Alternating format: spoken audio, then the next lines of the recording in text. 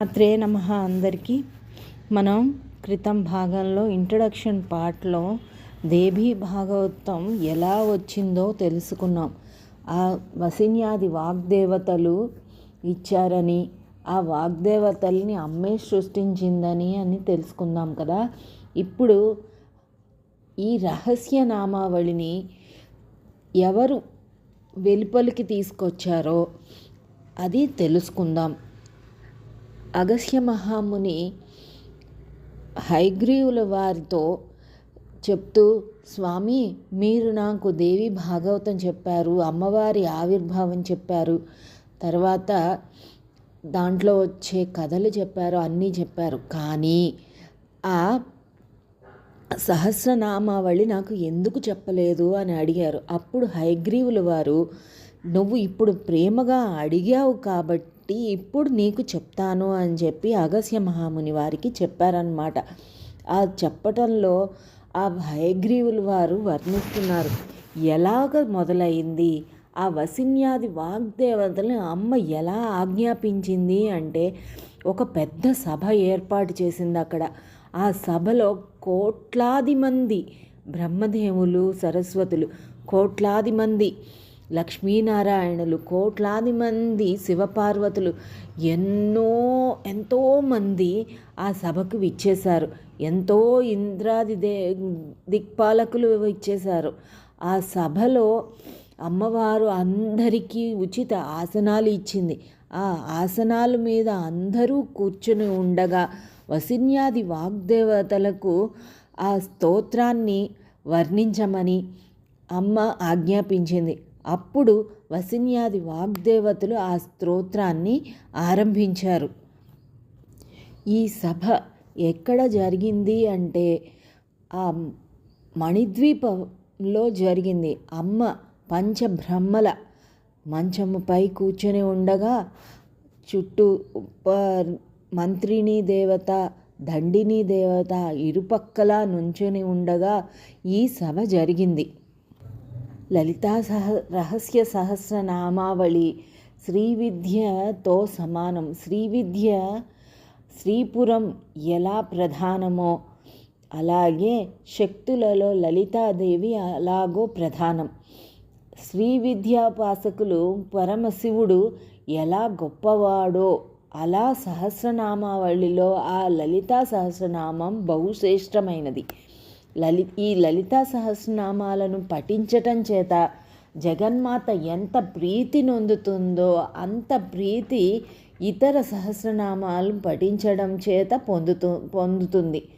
కాబట్టి జగన్మాత ప్రీతి కోసం లలితా సహస్రనామాలనే సదా పఠిస్తూ ఉండాలని, శ్రీచక్రరాజంలో విరాజిల్లుతున్న ఆ లలితాంబికకు బిల్వదళాలతో కానీ, పద్మాలతో కానీ, తులసి పత్రాలతో కానీ, ఈ సహస్రనామాలతో ఎవరైతే పూజిస్తారో వారికి ఆ సింహాసనేశ్వరి వెంటనే శుభాన్ని చేకూరుస్తుంది.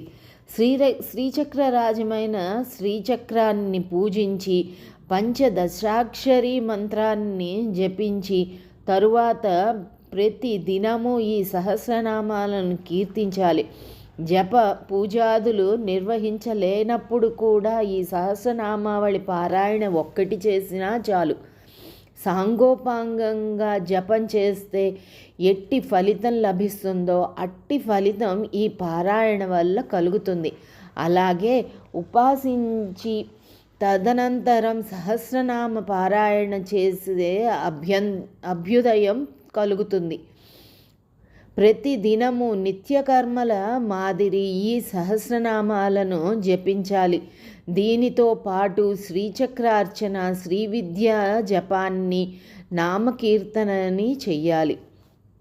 విద్యోపాసకులైతే భక్తులకు పూజ, జప, నామ పారాయణములు, అవ్యక్తాలు, తక్కిన న్యాస స్తోత్రాలు చేస్తే మేలే కలుగుతుంది. కానీ ఈ సహస్రనామావళి పారాయణ మాత్రం అతి ముఖ్యమైనది. హయగ్రీవుల వారు మరలా ఇట్లు ఆరంభించారు. ఓ కుంభ సంభవ అంటే ఓ అగస్య, దీనికి కారణం కూడా చెప్తాను విను. పూర్వం ఒకప్పుడు లలితాదేవి భక్తుల మేలు కోరినదై వసినీ వాగ్దేవతలను పిలిచి ఈ విధంగా ఆనతిచ్చింది. ఓ వసినీ వాగ్దేవతలారా, నేను చెప్పేది వినండి. మీకు నా అనుగ్రహం చేత అన్ని విధాలైన వాక్శక్తులు లభించినవి. నా భక్తులు వాగ్భాగ్యం వసంగటానికి మిమ్మల్ని నియమిస్తున్నాను.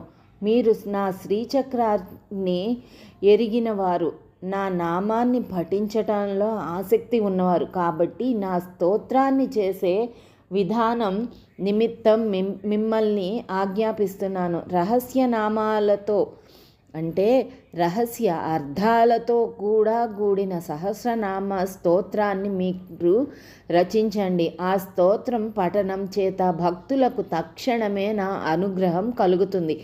ఇది శ్రీ లలితాదేవి చేత ఈ విధంగా వసిన్యాది వాగ్దేవతలు ఆజ్ఞాపింపబడిన వారై దేవీ రహస్యనామాలతో ఘనమైన స్తోత్రాన్ని రచించారు. ఈ స్తోత్రాన్ని ఆ మణిద్వీపంలో ఆ సింహాసనం మీద కూర్చున్న ఆ శ్రీ మహారాజ్ని ముందు చదవటానికి మొదలుపెట్టారు. హయగ్రీవుల వారు ఇంకా ఇలా చెప్పతొడగారు. ఓ అగస్య సేన్, ప్రతి ఒక్కరికి అమ్మవారి దర్శనం కావటం కోసం అమ్మవారు వచ్చి ఆ కోట్లాది మంది దేవతల మధ్య సింహాసనం మీద కూర్చుని శ్రీ మహారాజ్ఞి అయి ఆ సింహాసనం మీద కూర్చున్నది.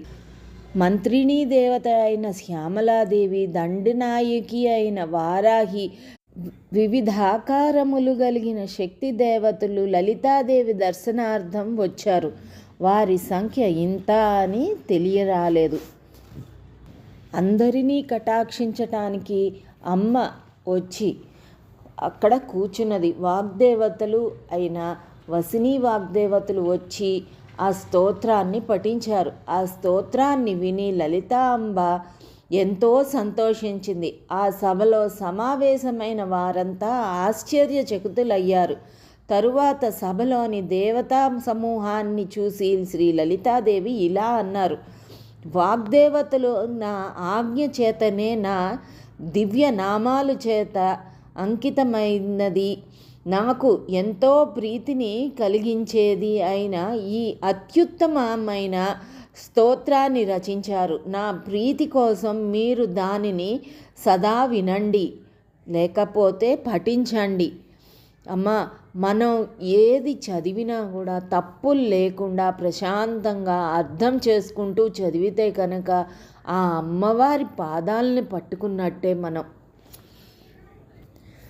ఆ శ్రీదేవి ఆనతి మేరకు ఆది మొదలగు బ్రహ్మ విష్ణు మహేశ్వరులు మంత్రిని ఆది గల శక్తిదేవతలు ఈ సహస్రాన్ని సప్తరాజాన్ని భక్తితో లలితాదేవి ప్రీతి కోసం సదా పారాయణ చేస్తున్నారు.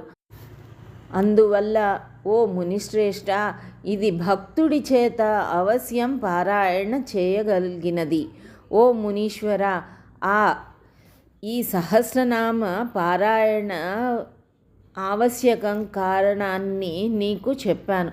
ఇక మీద సహస్రనామాలను తెలుపుతాను అని చెప్పటం మొదలుపెట్టారు శ్రీ హయగ్రీవుల వారు. ఇది బ్రహ్మాండ పురాణంలో హయగ్రీవుల వారు అగస్త్యముని సంవాదంలో మనకి లలితా సహస్రనామ స్తోత్రం యొక్క ఆవిర్భావం అనే ప్రథమాధ్యాయం సమాప్తమైంది. మనందరం కూడా ఆ లలితాదేవి పాదాలకి నమస్కరించుకుంటూ తరువాతి భాగాల్లో అమ్మవారి యొక్క నామాలు ఒక్కొక్కటి విశదీకరిస్తూ చిన్న చిన్న అర్థాలు తెలుసుకుంటూ పారాయణ చేస్తే మనం ఆ లలితాదేవి యొక్క పాదాలని పట్టుకున్న వాళ్ళం అవుతాము. శ్రీమాత్రే నమః.